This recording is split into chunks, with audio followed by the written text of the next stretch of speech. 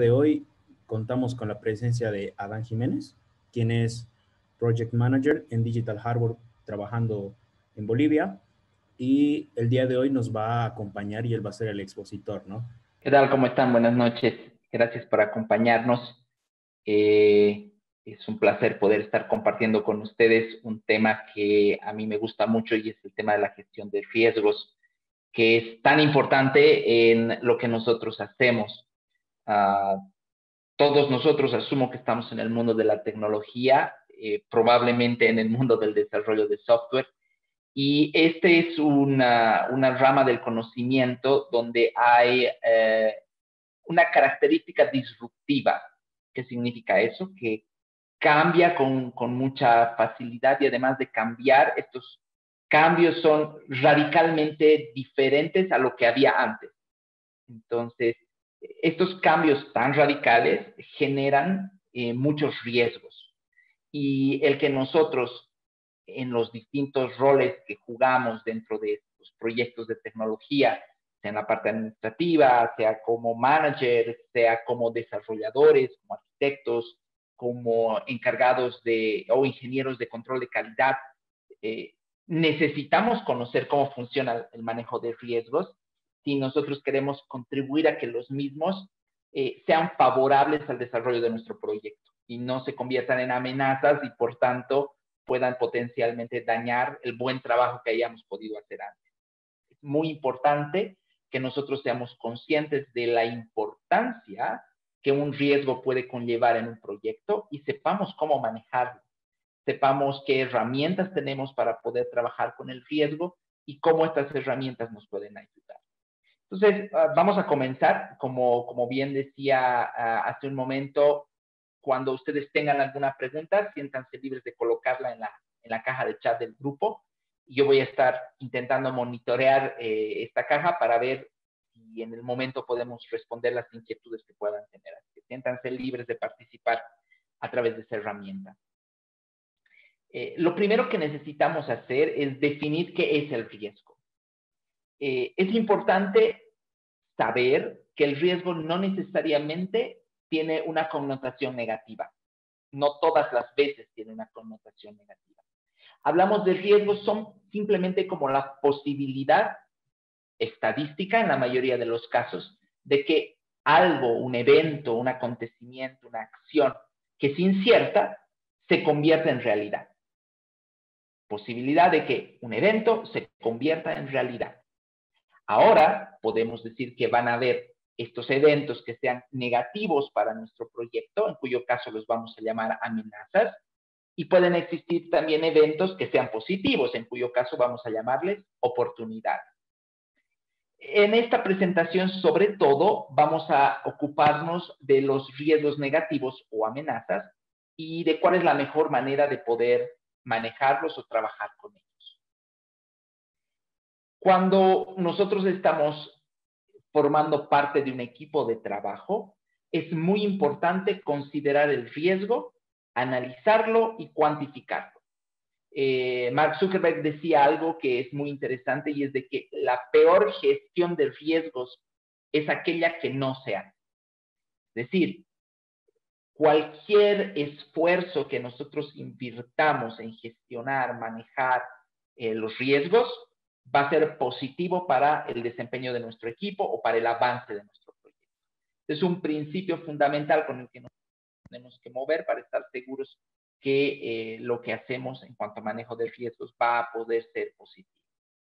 Centrándonos en los riesgos negativos o lo que llamamos amenazas, es cuando un riesgo se materializa y va a poder generar un impacto negativo dentro de los objetivos que nosotros buscamos dentro del proyecto. Todo aquello que impacte de manera negativa y que exista una probabilidad de ocurrencia de este impacto negativo, vamos a llamarle una amenaza. Ahora, normalmente los objetivos de un proyecto se centran en los tres lados del famoso triángulo de proyecto, que seguramente en la formación de ingeniería que han recibido han repetido como si fuera un mantra, ¿no? Tenemos por un lado el alcance, lo que nosotros llamamos los requerimientos para el proyecto. Tenemos por otro lado el costo que este proyecto va a requerir, y finalmente tenemos la variable tiempo o plazo, que determina qué cantidad de tiempo tenemos nosotros para cumplir los alcances requeridos dentro del marco del costo especificado para el proyecto. Una contribución de los proyectos tecnológicos es incluir dentro de estas tres variables, dentro de los objetivos de un proyecto, a la calidad. Incluimos a la calidad como algo tan importante como el alcance. De nada nos sirve entregar algo dentro del costo, el plazo y el alcance establecidos, pero que no presente la calidad requerida para el proyecto. Entonces, la calidad se vuelve también un factor importante. Y el impacto que puede tener una amenaza va a ir en uno de estos cuatro o en más de uno de estos, ¿no? Puede ser en uno, en dos, en tres, en los cuatro aspectos, pero el efecto de una amenaza cuando se materializa va directamente a los objetivos fundamentales del proyecto que acabo de mencionar. Por eso es que es tan riesgoso, porque puede significar que el proyecto simplemente sea un fracaso, si es que ciertas amenazas se materializan. Ahora, al haber tal variedad de riesgos que pueden ser de tal variedad de orígenes, es importante tratar de estructurarlos, de ordenarlos de una manera que podamos clasificarlos y decidir a cuál grupo debemos concentrarnos en atacar. Un criterio para intentar clasificar a los riesgos es el grado de conocimiento que tenemos en cuanto al riesgo y en cuanto a los efectos que ese riesgo produciría en el proyecto si se llega a materializar. Tenemos los known knowns, los que conocemos.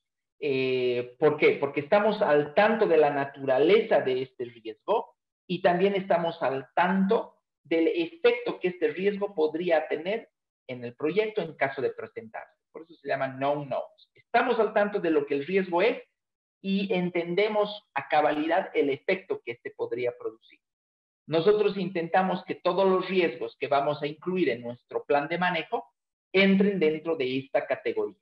¿Por qué? Al definir los otros tipos lo vamos a comprender. Tenemos los known unknowns, donde nosotros estamos al tanto de la existencia del riesgo, pero el efecto que este riesgo tendría si se llega a presentar en el proyecto es desconocido. No sabemos lo que pasaría si se llega a presentar a manera cierta. Tenemos los unknown knowns, donde no conocemos el riesgo, pero podemos llegar a comprender de cierta manera cómo podríamos llegar a vernos afectados. Conocemos el efecto, pero no conocemos a cabalidad cuál podría ser la causa raíz de ese efecto. Finalmente tenemos el unknown, donde básicamente estamos hablando de lo impredecible. No sabemos ni cuál es el riesgo, ni sabemos cuál podría llegar a ser el efecto que se cause en nuestro proyecto. Ahora, cuando nosotros estamos analizando un riesgo, es importante intentar migrar de los unknown knowns o los unknown unknowns o de los known unknowns, migrar ese tipo de riesgos hacia los known knowns. ¿Por qué? Vamos a irlos analizando uno a uno. Cuando tenemos lo impredecible, o lo que aquí en esta gráfica le llamamos la nube de ignorancia o la niebla de ignorancia, fog of ignorance, lo que nosotros intentamos hacer con este tipo de riesgos a través del análisis es moverlo hacia los known unknowns, donde por lo menos estemos conscientes del riesgo, aunque no terminemos de entender apropiadamente sus efectos. Cuando estamos lidiando con los known unknowns, o lo que llamamos la brecha de conocimiento, porque conocemos el riesgo, pero no entendemos los efectos que podría tener sobre nuestro proyecto, pues sobre este grupo de riesgos lo que vamos a intentar a través de creación de modelos, a través de refinamiento en tecnología, lo que vamos a intentar es poder moverlos hacia un conocimiento que sea un no. Voy a compartir, parece que no estaba compartiendo mi pantalla, gracias por hacérmelo notar. Un segundo, por favor.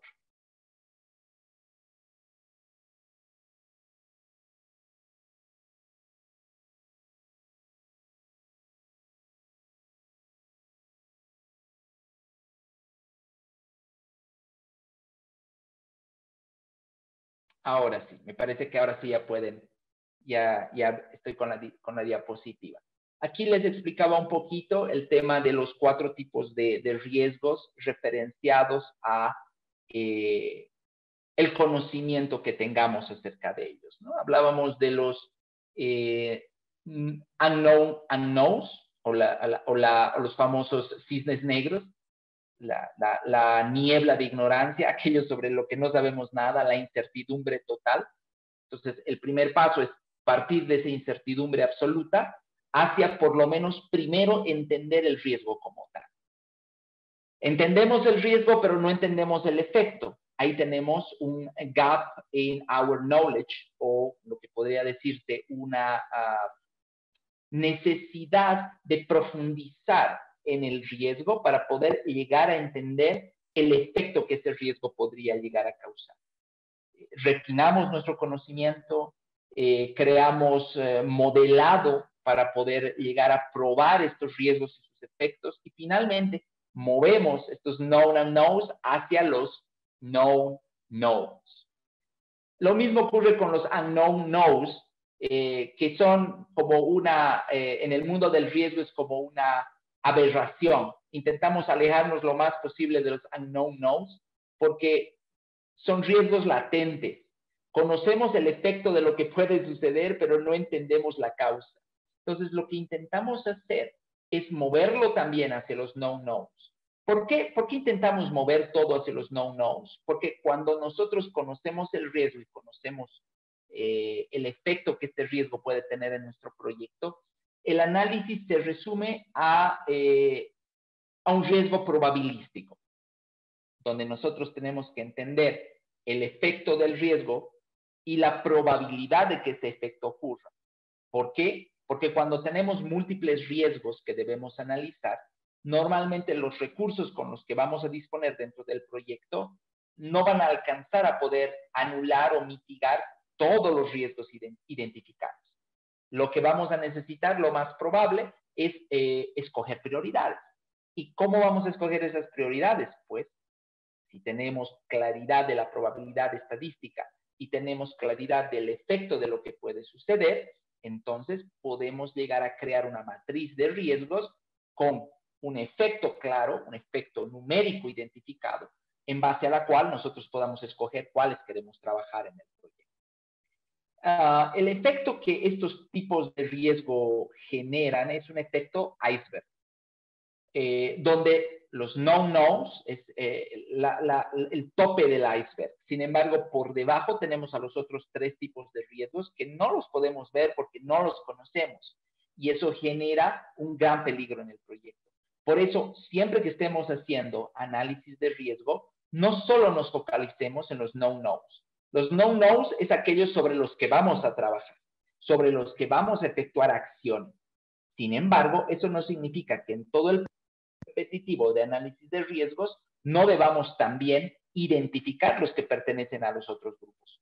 Y como hemos visto en una diapositiva anterior, paulatinamente irlos migrando hasta que estén en la parte visible del iceberg y podamos tomar acción.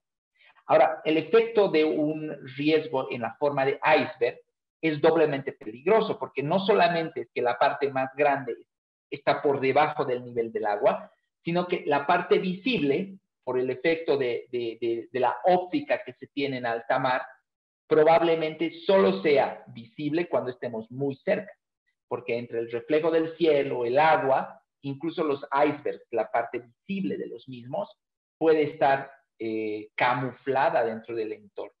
Por eso es importante considerar los riesgos como un iceberg. Es algo muy peligroso, es algo que puede tener efectos devastadores y para colmo de males, la gran mayoría se encuentra oculta.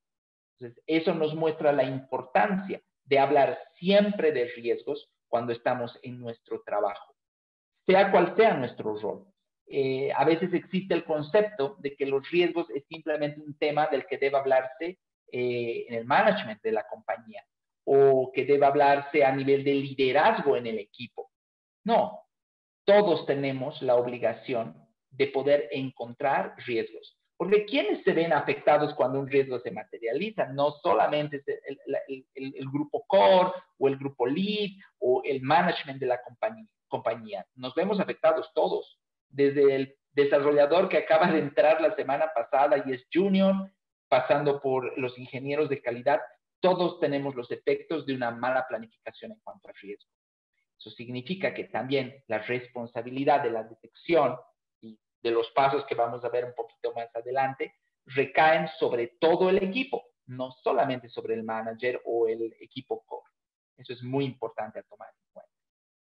Ahora, ¿cuáles pueden ser los efectos que el riesgo conlleve cuando obviamente es una amenaza? Estamos hablando de riesgo negativo. Puede afectar el presupuesto. ¿Por qué? Porque si algún efecto negativo hay en el proyecto, el primero que se ve afectado es el bolsillo, porque significa invertir en rehacer cosas muchas veces, en contratar nuevo personal, en lidiar con relaciones legales en tiempos de entrega, multas por falta de realización, qué sé yo.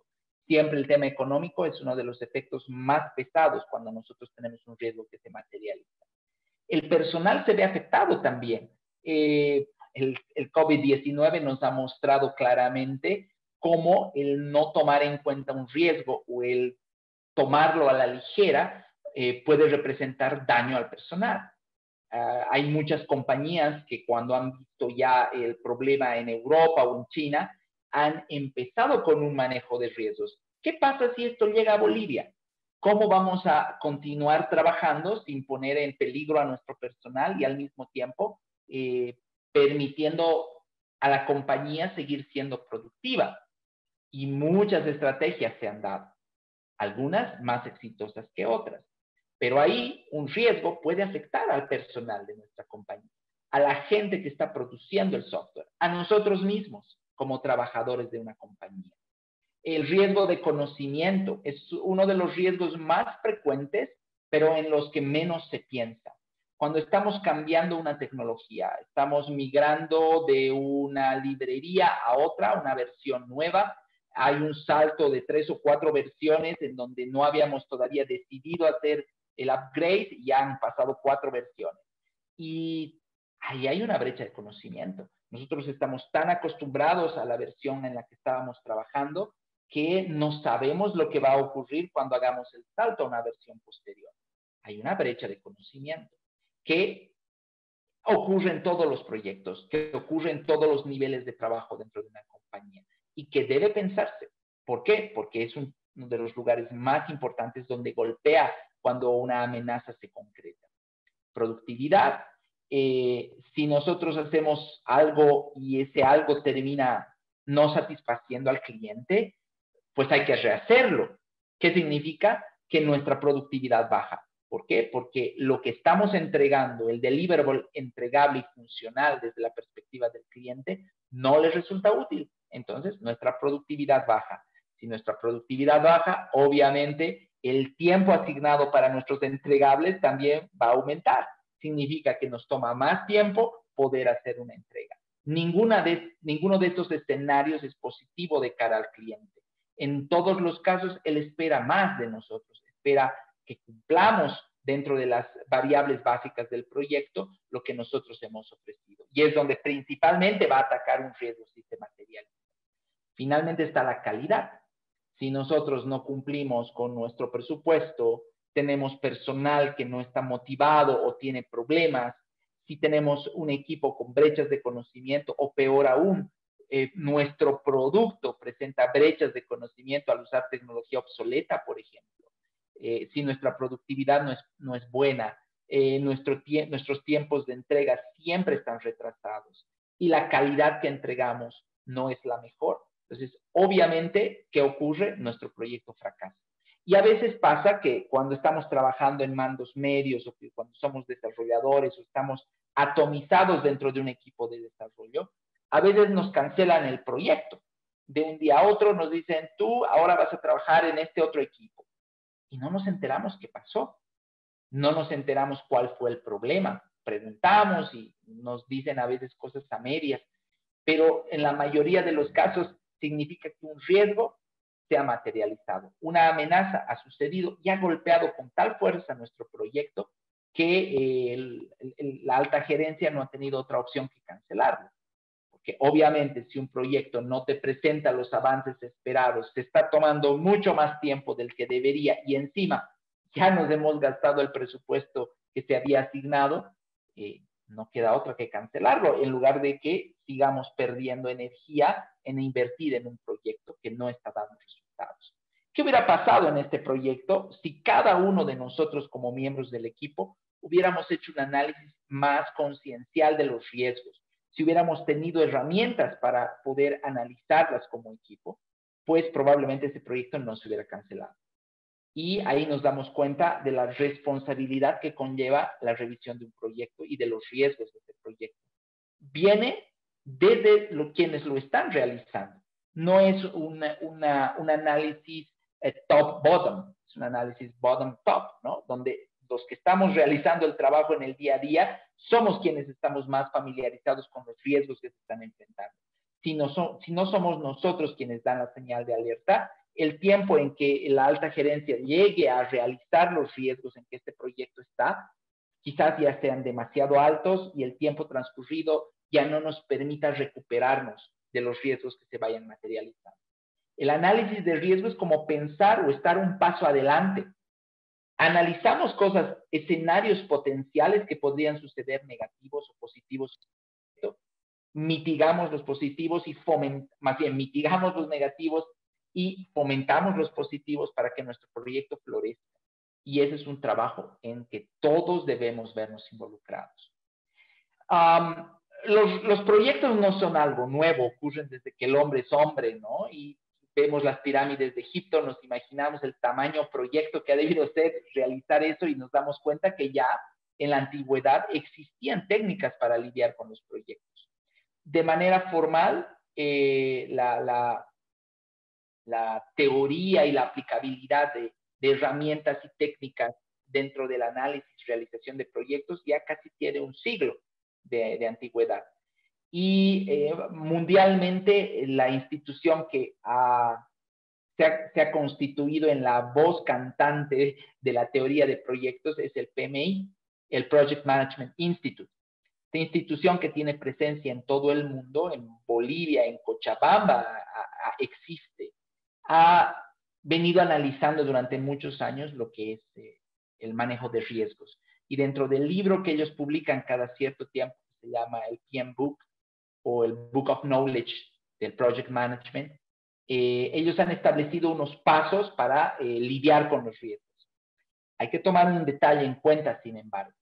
El tipo de approach que hace el PMI, que por lo menos venía haciendo hasta la sexta versión del PM Book, era orientado a proyectos cuyo ciclo de vida era waterfall, es decir, cascada, donde teníamos etapas concretas, definidas, que tenían un principio y un fin y que marcaban el ciclo de vida del desarrollo del proyecto. Ahora, y especialmente en tecnología y de modo muy particular en el desarrollo de software, estamos muy envalentonados con lo que es la aplicación de ciclos de vida ágiles en los proyectos, donde creamos ciclos iterativos e incrementales. Hay muchas herramientas para el manejo de proyectos en este tipo de ciclo de vida. Uno de ellos es Scrum, uno de los más populares, especialmente en equipos de desarrollo de software, es Scrum. Ahora, lo que estamos viendo acá, lo que el PMI ha especificado como una manera de lidiar con los proyectos, es completamente aplicable, ya sea que nosotros estemos en un ciclo de vida waterfall o estemos en un ciclo de vida agile. La única diferencia va a estar en el momento en el que cada uno de estos pasos se va a realizar. Vamos a aclarar esto un poquito más adelante. Analicemos cómo funciona el análisis y mitigación de riesgos cuando estamos en un ciclo de vida waterfall. Lo primero que hacemos es identificar los riesgos. No podemos trabajar sobre algo que no conocemos. Para conocer necesitamos identificar. Cuando hemos identificado, el segundo paso es clasificar. Vamos a clasificar en base a dos criterios.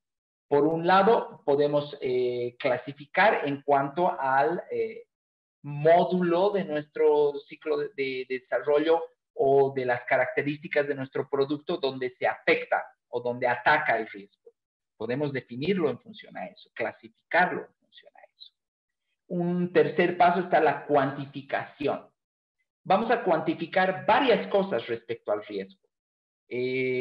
Una primera cuantificación está relacionada con el impacto. Es decir, cuánto afecta este riesgo a nuestro producto, a nuestro proyecto. Por ejemplo, tomando un ejemplo de la creación de un centro de datos. La afectación de un sismo es muy distinta a la afectación de una inundación. Porque estamos hablando de artículos eléctricos, por ejemplo. Un sismo, por la naturaleza del lugar del mundo en el que estamos en Bolivia, por ejemplo, donde los sismos no han sido destructivos en los últimos años, quizás represente menor afectación que una inundación. Una inundación sí podría ser desastrosa para la realidad de nuestro centro de datos, por ejemplo. Es importante cuantificar eso. Cada riesgo, ¿cuál es el impacto que va a tener sobre nuestro producto? Un segundo tipo de cuantificación que es importante es la probabilidad, el análisis estadístico. ¿Cuán probable es que este riesgo se materialice? No es lo mismo pensar en un tsunami en Bolivia que pensar en el riesgo de que una cañería de agua reviente, si estamos hablando de problemas derivados de agua. La probabilidad de que un tsunami afecte Bolivia existe. La medición o la cuantificación de esa probabilidad seguramente nos va a dar un valor infinitesimal comparando a la probabilidad de que una cañería reviente, por ejemplo. Entonces, es importante tener un valor identificado claro, cuantificado claro, tanto para el impacto como para la probabilidad de que este impacto suceda. Cuando hemos dado este tercer paso de la cuantificación, viene un paso de tomar decisiones. Hemos dicho ya de que no podemos resolver o lidiar con todos los riesgos habidos y por haber. Lastimosamente, el presupuesto no nos dan. Yo creo que ni siquiera empresas como Facebook o Google o Amazon tienen proyectos de manejo de riesgos ilimitados o chequeras abiertas. Todos necesitamos lidiar con un proceso de priorización. Escogemos aquellos que tengan un alto impacto y una alta probabilidad, porque sabemos que son los que corren el mayor riesgo de llegar a suceder, de materializarse. Entonces, como siguiente paso, no simplemente debemos escoger que vamos a trabajar con estos, sino definir acciones concretas, acciones específicas que vamos a tomar para poder trabajar con estos riesgos. Y toda esta información debe ir documentada. La documentación es un paso muy importante. A veces creemos que cuando estamos en un ciclo de vida agile o estamos aplicando un framework agile, debemos olvidarnos de la documentación. No es el caso. Agile no dice no documentes, sino dice documenta aquello que es importante. Y los riesgos son muy importantes. Debemos documentar claramente sobre qué riesgos vamos a trabajar, quiénes van a realizar acciones y qué acciones son las que se van a realizar. De esa manera, ese cuerpo de conocimiento nos sirve para futuros análisis de riesgo y también pueden servir para que otros equipos de nuestra misma compañía puedan tomar esos datos para sus análisis. Si un riesgo se materializa y llega a suceder, documentémoslo también. Documentemos cuál ha sido el impacto real de nuestra mitigación sobre un riesgo cuando ese riesgo se concreta. Eso puede servir como base y conocimiento muy valioso para futuros análisis que necesitemos hacer. Si queremos poner todos estos pasos de manera gráfica, tenemos esto. Tenemos 3 pasos concretos. El Risk Tracker, el Risk Management Workflow y Reports and Documents, o Documentation. La primera parte está a través del Risk Tracker. El Risk Tracker tiene dos actividades concretas: la identificación del riesgo y la clasificación del riesgo. Cuando nosotros clasificamos el riesgo, además podemos hacer un assessment en cuanto a cómo lidiar inicialmente con ese riesgo. Hacemos, si quieren, el análisis teórico de los riesgos que pueden llegar a afectar a nuestro proyecto y cómo los podemos ordenar. Luego viene el Risk Management Workflow, donde lo primero que vamos a hacer es un Hazard Analysis, donde vamos a ver el peligro y el efecto que cada uno de estos riesgos puede llegar a tener sobre nuestro producto o nuestro proyecto cuando se materializa. Cuando tenemos claridad de los efectos probables, viene un plan para reducir los riesgos. Vamos a encontrar alguna manera de reducirlos, ¿no? Hay algunas acciones concretas que podemos tomar, algunos procedimientos que podemos seguir que pueden tener un efecto positivo en el manejo de los riesgos. Como un tercer paso viene la parte de reportes y documentación, donde el primer paso es definir las acciones de mitigación, el Risk Mitigation Action, donde nosotros especificamos los pasos que vamos a tomar para que estos riesgos puedan ser mitigados en caso de concretarse. ¿Para qué? Para finalmente todo el ciclo poder documentar, para que cuando se vaya a presentar tengamos nuestro plan de acción claro y además podamos documentar el reporting, lo que ha sucedido, qué riesgos se han concretado, cuáles han sido los efectos, si las acciones que se habían definido han resultado productivas o inválidas. Todo eso nos va a ayudar a llevar un track apropiado que nos sirva como histórico para enfrentar los análisis futuros. Hemos hablado de dos conceptos importantes que vale la pena recalcarlos y tenerlos claros en la mente. El primero es el concepto de probabilidad. Cuando nosotros manejamos el concepto de probabilidad, nos referimos a la posibilidad de que un riesgo se materialice. Pero este materializarse de un riesgo está en directa relación, en función a los factores actuales que nuestra compañía tiene. ¿Qué significa eso? Que los factores ambientales de nuestra compañía, llamémoslo así, van a determinar la mayor o menor probabilidad de que un riesgo se concrete. Supongamos que estamos en el desarrollo de una nueva librería o de un nuevo API y estamos manejando tecnología state of the art. Estamos trabajando sobre cosas que no son muy comunes, natural language processing, estamos hablando de inteligencia artificial, tecnologías novedosas.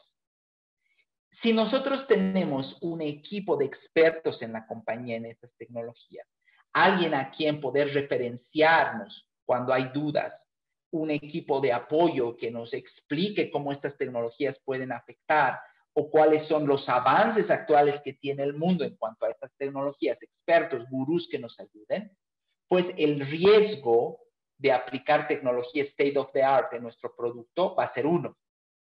En cambio, si estamos en la misma situación, pero no contamos con apoyo absolutamente, no sabemos a quién preguntar excepto a Google, pues el riesgo es distinto también. Seguramente va a ser mucho más elevado. Ahí es donde hablamos de que los factores de nuestra compañía, del lugar donde trabajamos, tienen relación directa con la probabilidad, es decir, la posibilidad de que un riesgo se materialice. Por eso es importante estar conscientes de los factores de nuestra compañía que estén relacionados con el riesgo, porque de esa manera vamos a poder tener una idea más realista en cuanto a la probabilidad. ¿Se entiende? Ahora, impacto. Hemos hablado también de impacto. ¿Cómo entendemos el impacto? El impacto serían las consecuencias de un riesgo que se materialice. Si un riesgo llega a ocurrir, las consecuencias de ello serán el impacto. Ahora es importante medir el impacto, la probabilidad del impacto, ¿no? Porque en todo caso estamos hablando simplemente de una posibilidad estadística. Ahora, si nosotros necesitamos medir, necesitamos fijar una escala. Lo más útil es si fijamos una escala numérica, aunque también podríamos fijar una escala basada en conceptos, ¿no? Impacto nulo, impacto medio, impacto alto, impacto bomba nuclear, ¿no?, que sería destrucción total del proyecto.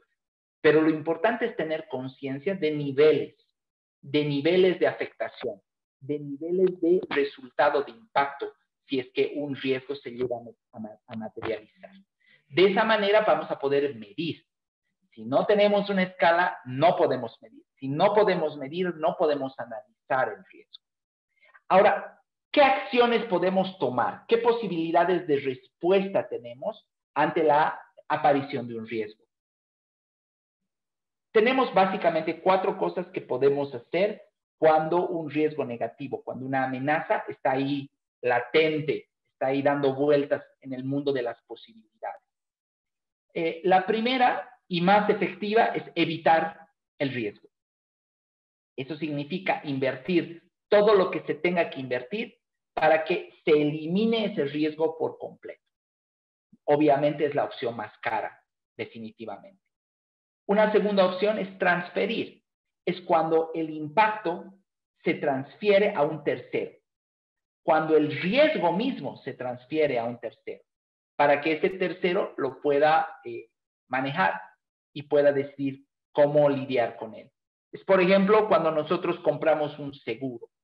Cuando compramos un seguro para los equipos de tecnología de la compañía, lo que estamos haciendo es transferir el riesgo a un tercero.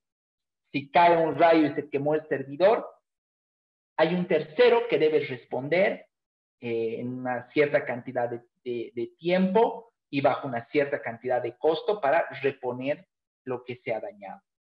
Y es lo que muchos hacemos también cuando estamos desarrollando software y necesitamos pensar en infraestructura para lo que estamos construyendo, para que pueda funcionar lo que estamos construyendo. Muchas veces se plantea la posibilidad de crear nuestra propia infraestructura, nuestra propia granja de servidores, manejar nuestro propio software para que paralelice ciertos procesos. Es una posibilidad. Sin embargo, muchas compañías ahora deciden transferir el riesgo de hacer eso y contratan los servicios, por ejemplo, de AWS. Y deciden que nuestro amigo Bezos sea quien tenga que lidiar con problemas, si es que hay algún problema de hardware relacionado a un servidor, a un entorno de desarrollo, qué sé yo.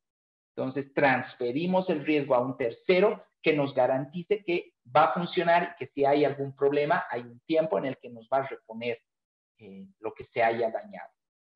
Una tercera opción es la mitigación, donde nosotros no buscamos eliminar el riesgo, pero sí reducir la probabilidad de que el riesgo llegue a concretarse o reducir el impacto que el riesgo tendría si llega a concretarse. Tenemos esas 2 variables con las cuales trabajar. Reducir la probabilidad o reducir el impacto, o la combinatoria de ambos. Pero sabemos que va a haber un efecto si se llega a producir. Pero lo que intentamos es reducir las probabilidades o los efectos. Finalmente está aceptar, el equivalente para quienes entre nosotros somos católicos, persignarnos y esperar lo mejor, encomendarnos al santo de nuestra predilección y esperar de que no pase nada porque sencillamente hemos decidido no tomar ninguna acción relacionada al riesgo identificado. Ahora, vamos a extrapolar todo lo que hemos mencionado ahora al mundo de la agilidad. Y vamos a tomar, por ejemplo, el mundo de Scrum. Si ustedes han leído el manifiesto Agile y han leído la guía de Scrum, van a ver que no se habla de riesgo en ningún lugar de manera explícita. La palabra riesgo no se menciona. Sin embargo, dentro de Scrum y dentro de muchas prácticas ágiles, hay cosas que nos pueden ayudar. Por ejemplo, las reuniones de planificación o las ceremonias relacionadas a planificación. La óptica de la creación de un roadmap, de una guía inicial que nos dé un vistazo general de hacia dónde está yendo el proyecto, la claridad de objetivos. El backlog. Si nosotros tenemos un backlog en el proyecto, ya significa que nos hemos puesto a pensar de manera concienzuda en las características esperadas, tenemos claridad de los objetivos, no solo nosotros, sino todo el equipo, y con eso podemos cerrar gaps gaps conceptuales, gaps entre lo que el cliente espera y lo que nosotros vamos a proveer. Con tan solo tener el backlog, se reducen los riesgos de haber problemas dentro del proyecto. Ahora, también las ceremonias. Vamos a ir analizando las ceremonias de Scrum, cómo estas ceremonias nos ayudan en el manejo de riesgos. El refinement. Si nosotros iterativamente nos reunimos con nuestros product owners, incluimos quizás algunos stakeholders dentro de los mismos clientes y estamos revisando nuestras historias para asegurarnos de que estamos entendiendo correctamente las necesidades de negocio, hay muchas menos probabilidades de que hayan gaps, de que el cliente esté esperando algo y nosotros le demos algo diferente. Por eso es importante que los refinements sean repetitivos y también que sean iterativos. Los daily scrums. En los daily scrums tenemos las 3 típicas preguntas, que a veces llegamos a tener los daily scrums solamente por costumbre. O a veces muchos pensamos que el daily scrum tiene que ver con monitorear qué he hecho, asegurarme de que, o que mi manager se asegure de que yo he estado trabajando, más allá de entender si tengo algún tipo de dificultad. Cuando más bien que salgan a la luz las dificultades es el principal objetivo de un Daily Scrum Meeting. Por eso te preguntan, ¿no? O tú deberías responder si tienes algún blocker, alguna dificultad o alguna pregunta que esté ahí evitando que puedas seguir avanzando con tu trabajo. Eso lo hacemos cada día. Cada día se nos pregunta si tenemos algún problema o alguna dificultad para continuar nuestro trabajo, alguna dependencia. ¿Qué es una dificultad? ¿Qué es una dependencia? Son riesgos. Entonces, básicamente lo que hacemos en un Daily Scrum es un análisis de riesgo pequeñito del trabajo efectuado el día de ayer y una prospección de los posibles riesgos que se vayan a presentar en el trabajo de mañana. Entonces, es muy, muy útil los Daily Scrums, siempre y cuando nosotros le demos ese enfoque de detectar riesgos y ese enfoque sea claro para todo el equipo.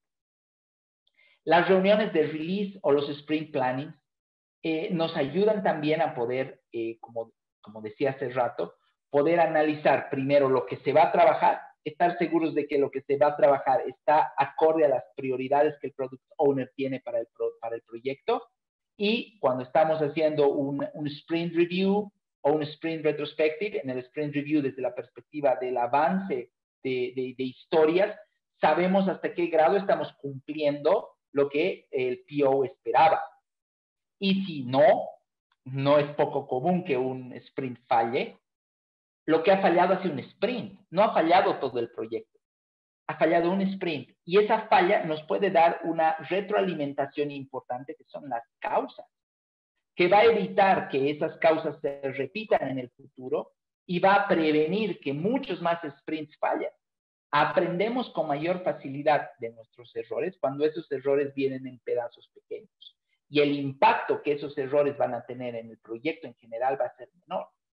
Por eso es la importancia y el beneficio de aplicar una metodología ágil. Ahora, también contamos con herramientas dentro del mundo de la agilidad para manejar riesgos. Y estas herramientas, muchos de ustedes las deben conocer, pero probablemente nunca las han pensado como aplicables en el manejo de riesgos. Un tablero de riesgos, que es lo que vamos a ver al final aplicando todas estas otras metodologías. Existe lo que se llama el Risk Burn Down, que es parecido a un Sprint Burn Down, donde lo que nosotros hacemos es analizar los riesgos, identificar los riesgos y ver en el transcurso, no del sprint, sino del release, de un conjunto de sprints, cómo se ha ido manejando o cómo se ha ido reduciendo la probabilidad de que ese riesgo se materialice. Para poder crear una gráfica de risk burn down es muy importante tener identificada la probabilidad y el impacto. ¿Por qué? Porque multiplicando nuestra probabilidad por el impacto, tenemos la exposición. La exposición, si quieren, va a ser un valor numérico que nos dice cuánto efecto va a tener sobre una funcionalidad específica la aparición o la materialización del riesgo. Otra herramienta muy poderosa que nos puede ayudar son los análisis de FODA, fortalezas, oportunidades, debilidades y amenazas. sobre todo la parte de debilidades y amenazas, donde definitivamente lo que entre en ese cuadrante del análisis van a ser riesgos. Sin embargo, lo que va en fortalezas y oportunidades, especialmente la parte de oportunidades, también puede generar un riesgo, pero un riesgo positivo. No se olviden que al principio hemos definido al riesgo positivo justamente como una oportunidad. Entonces, si nosotros estamos haciendo análisis FODA constantemente sobre nuestro proyecto, vamos a poder identificar riesgos. Ahora, ¿qué hacemos con esos riesgos una vez que los hemos identificado? No vamos a poder resolver un riesgo si no entendemos sus causas. Por eso es importante llegar a una comprensión completa y además analítica y estructurada de las causas de un riesgo. Ahí viene el famoso diagrama de Ishikawa o diagrama de cola de pescado, también le llaman, o análisis causa-efecto. Este diagrama, que seguramente ustedes también lo han visto en algún momento en sus cursos de la universidad, nos ayuda a hacer un análisis partiendo de un concepto que puede ser derivado de un riesgo, de una debilidad o de una amenaza, y empezar a analizar sus causas.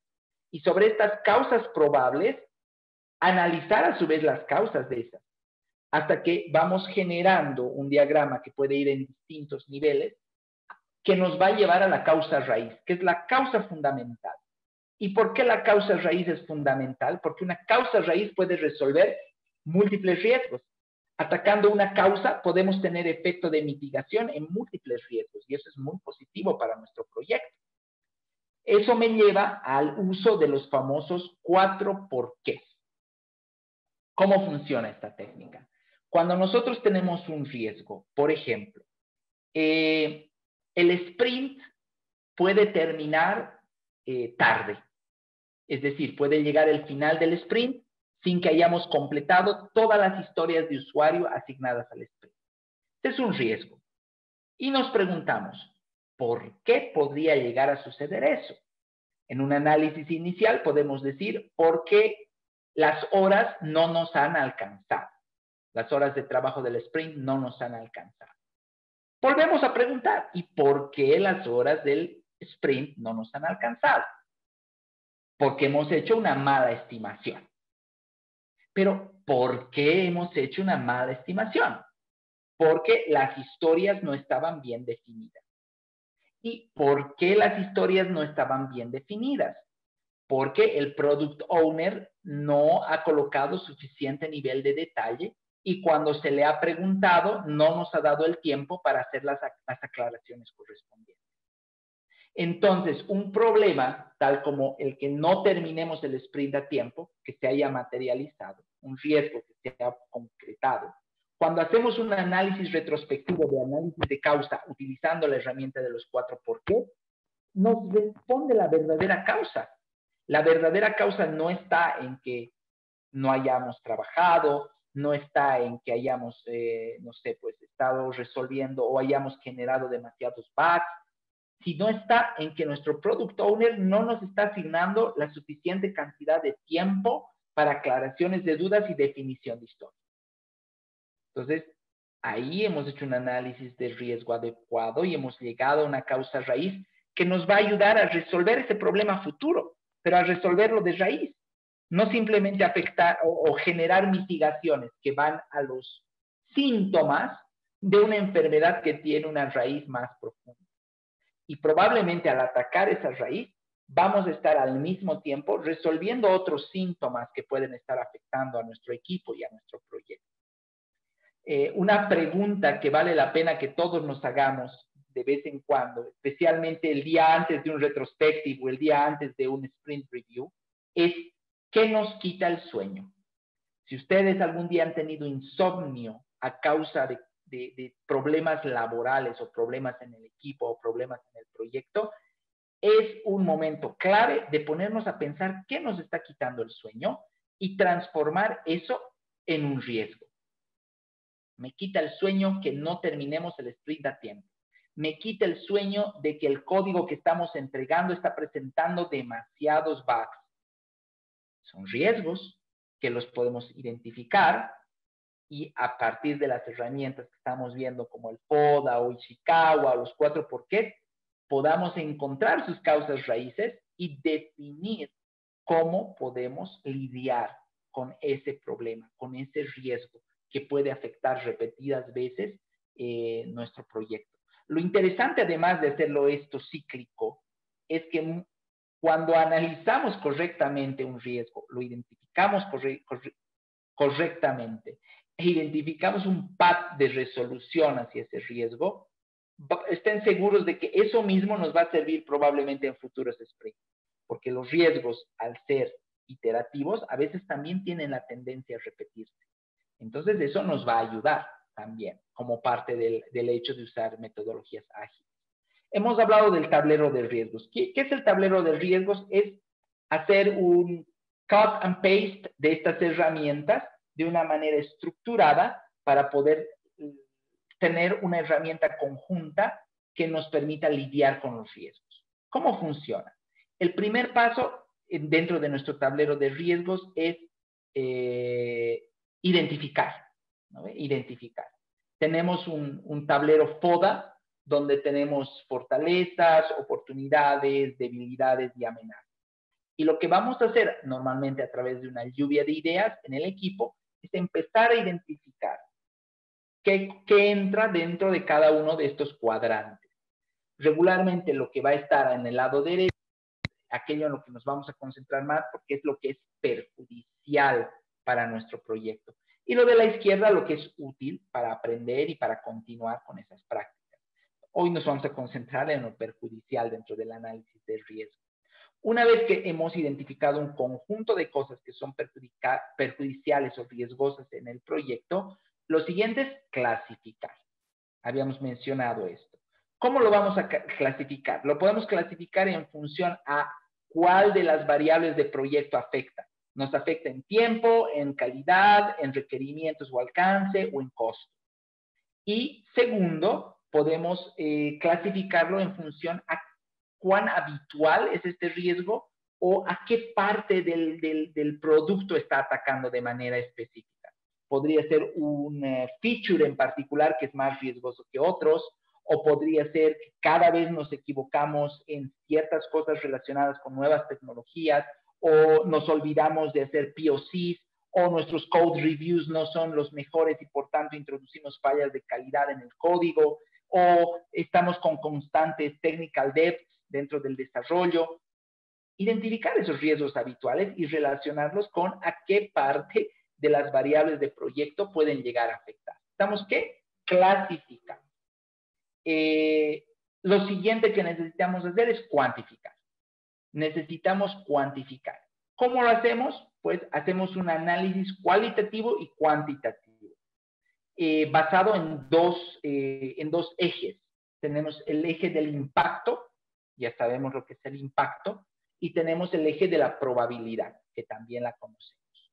Y obviamente los parámetros del lado inferior izquierdo son los que presentan menos impacto y menos probabilidad. En cambio, los que están en el superior derecho son aquellos que afectan más a nuestro proyecto. Entonces, después de haber hecho este análisis cualitativo-cuantitativo, después de haber cuantificado los riesgos que hemos identificado y que hemos clasificado, necesitamos tomar una decisión. Necesitamos en estos cuadrantes escoger sobre cuáles nos vamos a concentrar. Obviamente van a ser los que estén más hacia arriba y a la derecha. Esos son los parámetros que nosotros necesitamos revisar. Y esos parámetros son los que nosotros vamos a trabajar. Podemos escoger los 4 más elevados. Eso va a depender de cada proyecto y de los recursos con los que disponga relacionados a sus características, ¿no? Y a los features que quiera trabajar con menor cantidad de riesgos. Cuando hemos tomado la decisión de este análisis cuantitativo, entramos a un análisis más detallado. ¿Por qué? Porque no solo es suficiente haber identificado el riesgo, sino también necesitamos identificar una acción, determinar qué vamos a hacer con el riesgo que se ha presentado. Lo primero, podemos hacer nuestro análisis de los porqués, hasta llegar a nuestras causas raíces. definir opciones de acción para lo que vamos a hacer con respecto a cada uno de estos riesgos, evaluar pros y contras de cada uno, y que al final definamos una de las 4 posibilidades, ¿no? Tenemos 4 posibilidades: evitar, mitigar, transferir y aceptar. ¿Qué vamos a hacer? ¿No? Si vamos a o mitigar o vamos a evitar, hay una serie de acciones que tenemos que tomar. Si vamos a transferir, otras acciones. En el único lugar donde no hay nada que hacer es si decidimos aceptar. Pero incluso si decidimos aceptar, esa decisión debe ser dada después del análisis detallado de la causa raíz y de las opciones que tenemos. No es simplemente algo que se hace a la ligera. Todo debe venir a consecuencia de este estudio detallado que hagamos de cada uno de los riesgos que corresponden a los cuadrantes superiores de la cuantificación de efectos que hemos hecho. Y posteriormente viene documentar. Ahora, ¿qué debemos documentar?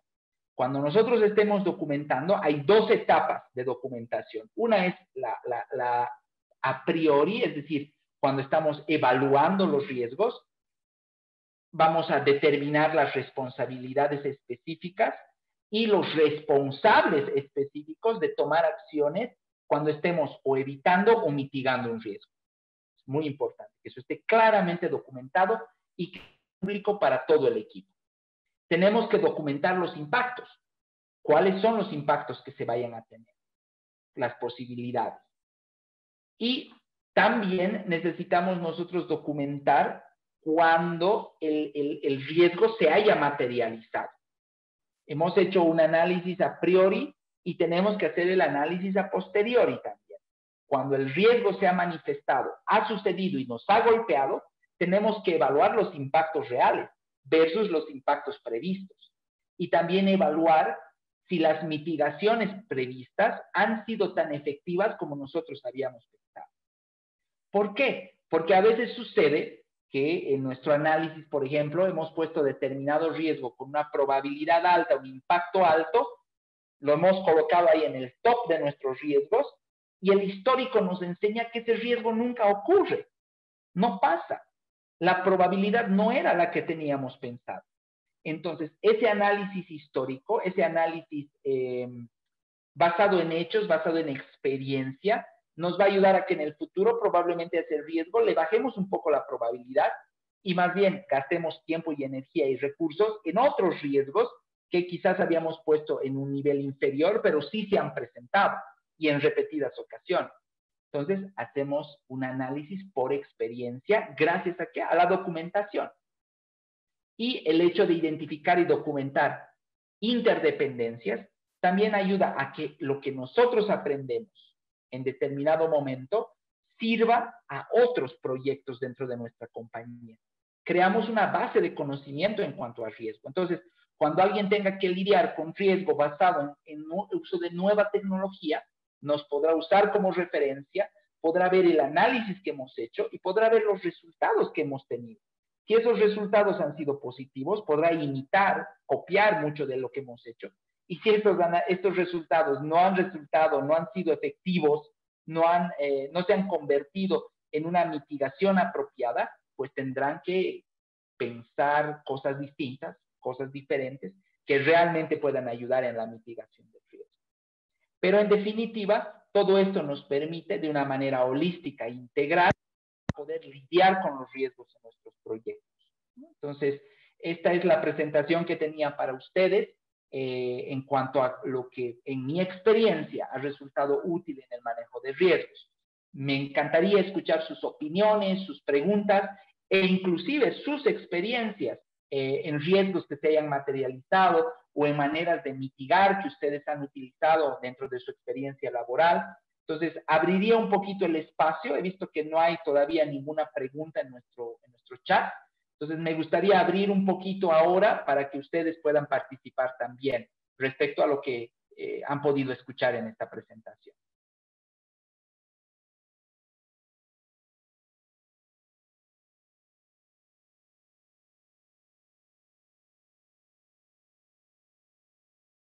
¿Hay ahí alguna pregunta?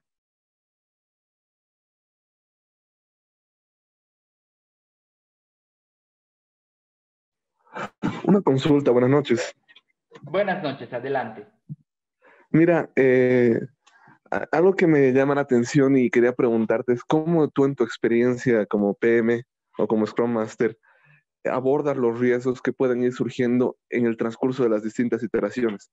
O sea, entiendo que en cada, digamos, sprint planning, tú puedes agarrar y revisar los riesgos relacionados con las historias que vas a abordar en ese sprint. Pero, ¿qué ocurre si surge algún riesgo no previsto en medio del sprint? ¿Cómo lo abordas? ¿Qué tipo de medidas tomas? Obviamente va a depender del impacto y la probabilidad, bueno, del impacto del riesgo, pero ¿qué medidas tomas si puedes llegar incluso a hablar con el product owner para que corte el sprint o no llegar a tan lejos? En fin, ¿cuáles son las consideraciones que tú puedes tomar en un riesgo que aparece en medio del sprint? A ver, hay dos cosas que se tienen que hacer ahí. Lo primero es tratar de evitar el riesgo antes, ¿no? Hacer un adecuado sprint planning, tener un backlog bien hecho, haber tenido en el sprint anterior una sesión de refinement con tu product owner. Todas estas acciones te llevan a minimizar la posibilidad de riesgos. Pero como bien tú dices, los riesgos se materializan en los momentos más inesperados, ¿no? Siguen la ley de Murphy. Si algo puede salir mal, va a salir mal. Entonces es importante estar preparados. Normalmente, el primer paso es que cada miembro del equipo esté consciente de la importancia que tiene en la detección de riesgos. La responsabilidad de la detección de riesgos no puede recaer solamente sobre el Scrum Master o el Project Manager o el Product Owner inclusive, sino más bien en los que están ahí lidiando día a día con el desarrollo son los primeros en que van a poder identificar un riesgo. Te hablo de un caso típico, el riesgo de una mala estimación. Hemos analizado, teníamos nuestros story points, habíamos identificado la complejidad. Ya cuando estábamos planificando el sprint, habíamos creado una serie de tareas respecto a esta historia y hemos asignado horas específicas para que se trabaje, ¿no? Y se han asignado a una persona que ha estado trabajando. En medio de ese proceso, esa persona encuentra que hay un gap de conocimiento o que hay una nueva tecnología que se debe aplicar y eso genera que esa estimación no se vaya a cumplir. Esto se puede presentar en dos momentos. Se puede presentar si tenemos un equipo consciente de la detección de riesgos y de la importancia de informar los riesgos lo antes posible, pues si digamos esta era una historia que estaba planificada para hacerse en 5 días, ¿no? Dentro del sprint, estamos hablando de una historia grande. En el día 2 o el día 3, en su daily ya te va a decir, aquí hay un riesgo. Esa es una persona que está concientizada respecto a la importancia de la evaluación de riesgos en todo momento de su trabajo. En cambio, una persona que no, lo que va a tratar de hacer es, va a decir, uy, aquí hay un problema, voy a intentar trabajar más horas y resolverlo por mí mismo, sin avisar a nadie. Va a tratar de ocultar un poquito el problema. ¿Y qué va a pasar? Que igual se va a retrasar, pero ¿cuándo nos lo va a decir? Al final del día 5. Cuando nos diga, no he terminado mi tarea porque he encontrado este problema. Eso no nos sirve, porque ya no hay nada que podamos hacer, estamos prácticamente al final del sprint. En cambio, si nos lo dijo en el día 2, cuando encontró la probabilidad de que algo negativo ocurra, entonces nos da el tiempo para reunirnos con el PO y, por ejemplo, decir, mira, tenemos esta historia que tenía un scope A, B, C y D. Estamos viendo que ahora hay E y F más. ¿Qué tal si dividimos esta historia y en este sprint solo trabajamos este scope y dejamos el resto para el siguiente sprint, para poder completar? ¿Por qué escogemos A y B? Porque vamos a poder hacer un demo y vamos a tener código potencialmente entregable, o vamos a escoger aquellos que aporten más valor de negocio. Por mi experiencia, el product owner es razonable, el cliente es razonable. Entonces van a entender cuando se genera mayor molestia, es cuando al final del sprint le dices, por si acaso no hemos completado, porque ha habido tal cosa.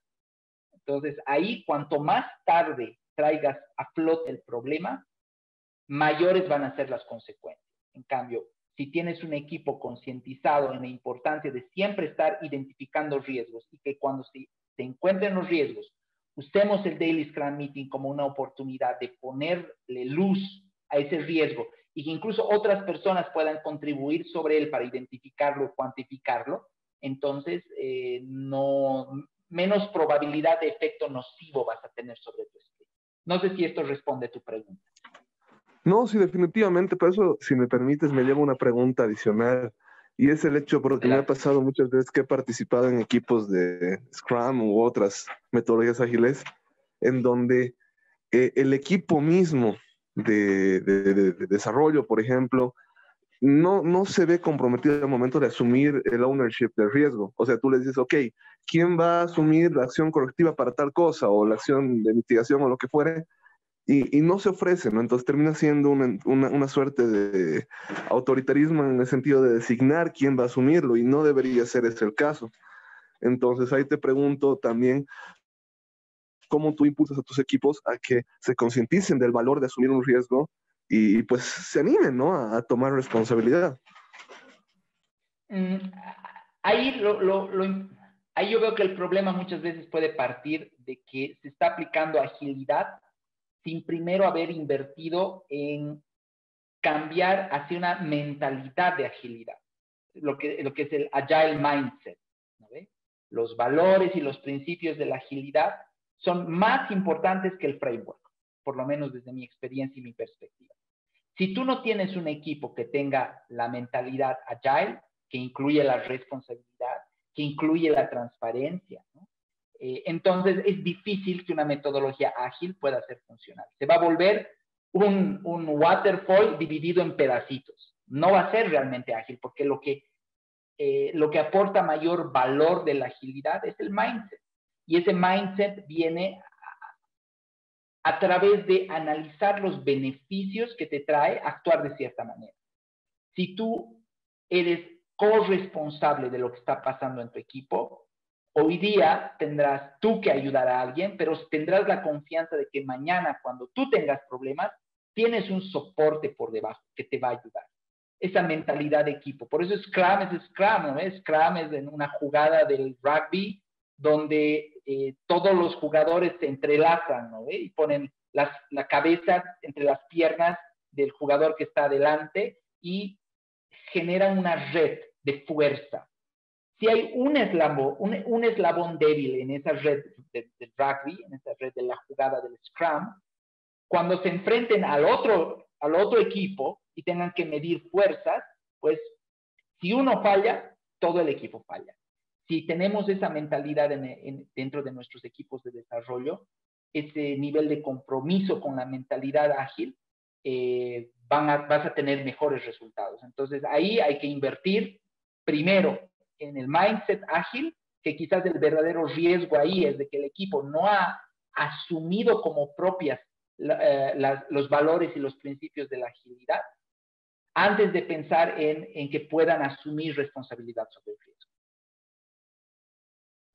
Excelente, muchas gracias. Un gusto. ¿Alguna otra pregunta? Creo que no hay más preguntas, entonces, de mi parte, muchas gracias. Gracias por haber participado, haber estado presentes aquí. Digital Harbor está abierto a poder continuar con estos ciclos de formación y nos gustaría también que muchos de ustedes lleguen a formar parte de esta familia DH, donde intentamos hacer software de calidad y aplicando metodologías de calidad también. Un gusto y bueno, será conmigo hasta otra ocasión. Así es, muchísimas gracias, Adam. Les comentamos que igual nos pueden dejar sus CVs a aquellas personas que están interesadas.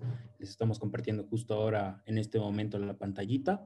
El correo es recursos.humanos@theharbor.com. E igual nos pueden seguir en nuestras redes sociales. Estamos en LinkedIn, en Facebook, en Instagram y en YouTube. En LinkedIn como DH Digital Harbor Bolivia, en Facebook como Digital Harbor Bolivia, en Instagram como @digital_harbor_Bolivia y en YouTube como Digital Harbor Bolivia. Justo es ahí precisamente en el canal en el cual este video va a ser subido una vez que termine este webinar y lo vamos a tener ahí para que ustedes puedan volver a verlo. Y nada, con eso estaríamos concluyendo el webinar del día de hoy. Muchísimas gracias a todos por su